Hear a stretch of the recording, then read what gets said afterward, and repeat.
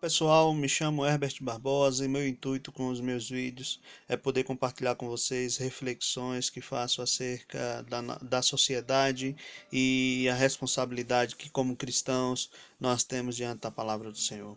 Gente, eu estou no Instagram, eu estou no Facebook, eu estou no Twitter também.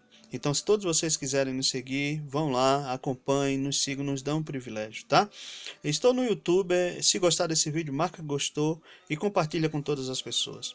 Gente, eu queria falar com vocês nesses 500 anos de Reforma Protestante que nós comemoraremos neste ano de 2017, em 31 de outubro, sobre uma responsabilidade que nós temos de anunciar a mensagem de Deus a todas as camadas da sociedade.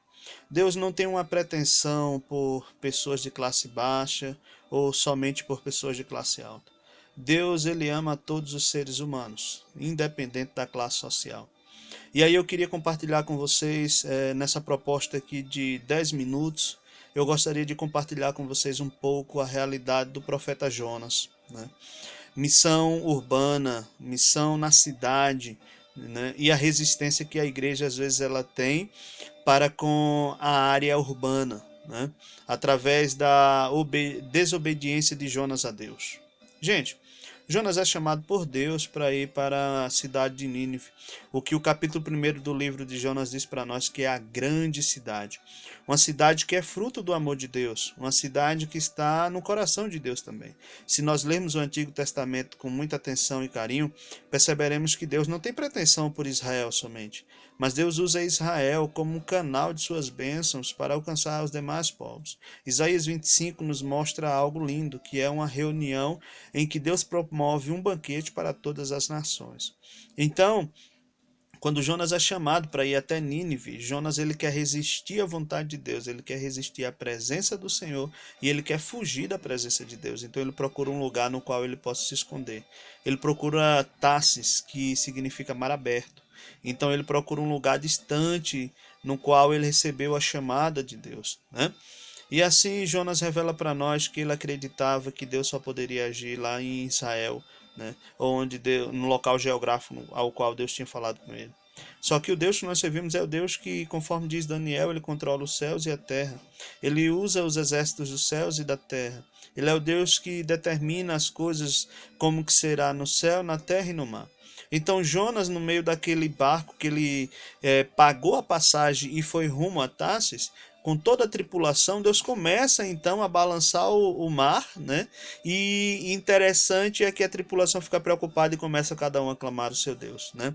O que Jonas nos mostra é que na sua tentativa de resistir a Deus, ele estava também resistindo à proposta que Deus tem para a área urbana, né, para o alcance da cidade, porque Nínive era uma cidade muito evoluída, possivelmente ela estava chegando ao ápice de ser considerada a capital do Império da Assíria, um dos maiores impérios das antigas civilizações e que toma uma grande força no cenário bíblico depois do Império Egípcio, né? Então, gente, está ali Jonas fugindo, resistindo à vontade de Deus, e Jonas então, ele juntamente com aquela tripulação, eles começam a clamar para que aquilo pare, né? E uma vez clamando para que parem e não para aquele tumulto que ocorrera então nas águas daquele mar, a tripulação decide lançar sorte, cuja sorte recai sobre Jonas. Então o comandante ele pergunta qual era a profissão de Jonas, de onde ele vinha, né, e por que aquilo estava acontecendo. Jonas relata toda a situação como alguém que está fugindo da presença de Deus. E aí, mesmo assim, eles tentam resistir à ação de Deus, claramente revelada pelo profeta, né? E assim é toda a tentativa humana de resistir à ação divina para a manifestação do amor dele para com todos os povos, né? E às vezes nós resistimos também. Resistimos quando priorizamos apenas um grupo social, tá? Então vale a pena refletir sobre isso, né? E o que é lindo no meio dessa passagem é que Jonas, então, entendendo aquela situação, a tripulação entendendo aquela situação que não tem como resistir à vontade de Deus, porque ele é soberano, né? Eles decidem jogar Jonas no meio do mar e Jonas mesmo se apresenta como uma solução. Diz, olha, me lança que isso vai parar, né? Então eles lançam Jonas, depois que lançam Jonas, o tumulto acaba, né? E aí eles começam a prestar sacrifícios ao Deus de Jonas, o Deus de todos os povos, o Deus Elohim, que é revelado por Jonas quando se pergunta quem é o seu Deus. Ele diz, olha, se vê Elohim, o Deus de todas as nações, um plural majestático sobre a adoração acerca de Deus, né? Então, nesse primeiro capítulo, a gente percebe uma resistência de Jonas, né, em que Deus possa agir na cidade de Nínive. E por meio da aplicabilidade desse capítulo, nós percebemos que muitas vezes nos comportamos assim, acreditando ou até pensando e às vezes desejando resistir à ação de Deus para com a cidade. Depois nós percebemos que o peixe pega Jonas e o leva e o vomita na terra, né? E ali Deus fala com Jonas novamente no segundo capítulo. No capítulo terceiro do livro do profeta Jonas é interessante, porque vai nos mostrar algo que Deus dá a mensagem para Jonas, e Jonas tem que levar a mensagem para com a cidade de Nínive. Só que Jonas deveria fazer isso calmamente, deveria anunciar arrependimento para Nínive, o amor de Deus. Se ele se arrependesse, Deus não iria fazer aquilo que haveria dito pelo profeta, e que se a cidade realmente não quisesse esse caminho, a condição seria realmente ser destruída, né? Só que o que Jonas deveria levar 3 dias para fazer, ele faz em um dia, rapidamente. Ele corta metade da mensagem e anuncia a destruição somente para com Nínive. Isso nos mostra que Jonas, ele não queria que a cidade de Nínive fosse alvo do poder de Deus. Gente, às vezes a gente se comporta assim. Nós não queremos que a cidade seja realmente impactada. E aí não entra apenas o aspecto da resistência, mas entra o aspecto da descredibilidade do poder de Deus, né? Do poder transformador de Deus para com a cidade. Jonas revela isso, né? Ele não queria acreditar que Deus pudesse manifestar poder para com uma nação tão ímpia, tão cruel e que espalhava tanta brutalidade. Por isso que ele faz o percurso apenas de um dia. Era comum o profeta, que tem uma prerrogativa de embaixador no Antigo Testamento também, principalmente nesse período do 8º século a.C., ele tinha imunidade diplomática. Então, por onde o profeta passava, ele estava representando a sua nação. Jonas tinha que passar no mínimo 3 dias ali, quando nós fazemos uma leitura do contexto. Ele teria que chegar, apresentar suas credenciais de profeta. No primeiro dia se acomodava, fazia a agenda. No segundo dia falava para a classe nobre, né, da Assíria. E no terceiro dia ele trazia a mensagem oficial do seu povo para com a nação. Então, quando Jonas ele apresenta então essa mensagem de que eles teriam apenas, em que um dia eles teriam que decidir, porque Deus estava dando um prazo de 40 dias para eles se arrepender, senão Deus ia destruir, por mais que ele não quisesse, parece que mais uma vez ele se comporta como quem não conhece Deus, né? Ou como aquele que descredita do amor de Deus e da ação sobrenatural do Senhor. Por mais que o profeta não quisesse, Deus estava usando até esse mecanismo, porque o império da Síria era tão brutal, era tão cruel, que eles chegavam às cidades anunciando também, dizendo, olha, se vocês não se arrependerem, nós vamos, e não quiserem ser nossos escravos, nós vamos destruir, tomar o poder, e vocês serão escravos nossos à força, e não terão tanta regalia. Então, mesmo sem o profeta querer, Deus manifesta poder sobrenatural, porque mesmo anunciando em um dia, o povo da Assíria, né, no caso os ninivitas, eles entendem a mensagem. E eles entendem o seguinte, se Deus está dando 40 dias, significa dizer que há uma possibilidade de que ele não nos destrua.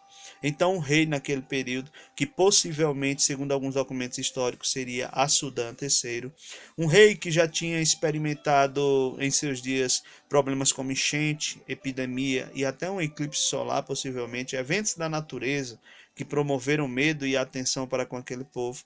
O rei, então, ele decide arrepender seus pecados, impor por decreto oficial um jejum a toda a nação, a começar de Nínive, a cidade de Nínive, um jejum que acompanhasse até os animais. E assim o povo se arrepende dos seus erros, né? E voltam para a presença do Senhor.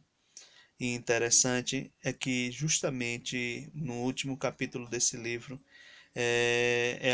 que mostra para nós que nós temos a missão de proclamar, uma vez que nós sabemos e que você está ouvindo agora sobre essa mensagem, né, no alcance da cidade, ainda que de forma muito reflexiva, devocional, mas nós não devemos, conforme no primeiro capítulo, resistir à ação de Deus na cidade. Nós não devemos, conforme o terceiro capítulo, descreditar do poder de Deus transformador para com a cidade. Deus tem poder para transformar o ambiente em que nós estamos, e devemos tão somente anunciar.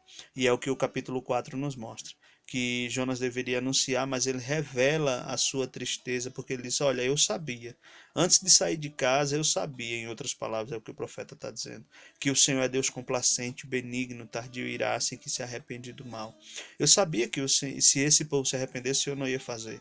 Então ele mostra que é justamente isso que ele não queria. Ele não queria que a nação de Nínive fosse alcançada pelo amor de Deus, pela benevolência de Deus, né? E aí Deus faz nascer uma planta que serve de suporte para o calor em que o profeta está, e essa planta, no mesmo dia que nasce, ela morre. Né? E aí Jonas fica indignado com isso. Jonas diz: mas como é que pode? Né? Em outras palavras, parafraseando o texto. Aí Deus olha para Jonas e diz: Jonas, você fica com tanta compaixão de uma planta que você não ajudou a plantar, que você não regou, que você não podou para que ela crescesse, uma planta que nasceu num dia e morreu no mesmo dia, você tem tamanha compaixão, e não teria eu compaixão da grande cidade de Nínive, que tem mais de 120 mil habitantes, que não sabe discernir o que é direita e o que é esquerda, o que é bem e o que é mal, e dos seus animais. Não teria eu compaixão dessa cidade? É assim que termina o livro, né? E o que fica de reflexão para nós é justamente isso. Será que Deus não ama toda a cidade? Será que Deus não ama toda a camada social e urbana da cidade hoje? Então, eu convido vocês a refletir num Deus que ama todos os povos. Os pobres, os da classe média e os da classe rica. Porque não é a condição do ter, é a condição do ser. Será que eu sou alguém que tem paz em meu coração? Será que eu sou alguém alcançado em Cristo? Será que eu sou alguém que carimbei o meu passaporte para estar com Deus para toda a eternidade? E independentemente de classe, Deus ama a todos e Deus conta conosco. Então, não resista à ação de Deus na cidade, não descredite do poder transformador de Deus na cidade e não fique calado quanto à missão que Deus tem para com a cidade. Se você está ouvindo isso, Deus conta com você para conscientizar os demais. Que Deus te abençoe, forte abraço no seu coração, tá? Se você gostou, dá um like aí que gostou, compartilha com todas as pessoas e que Deus abençoe vocês, hein? Forte abraço.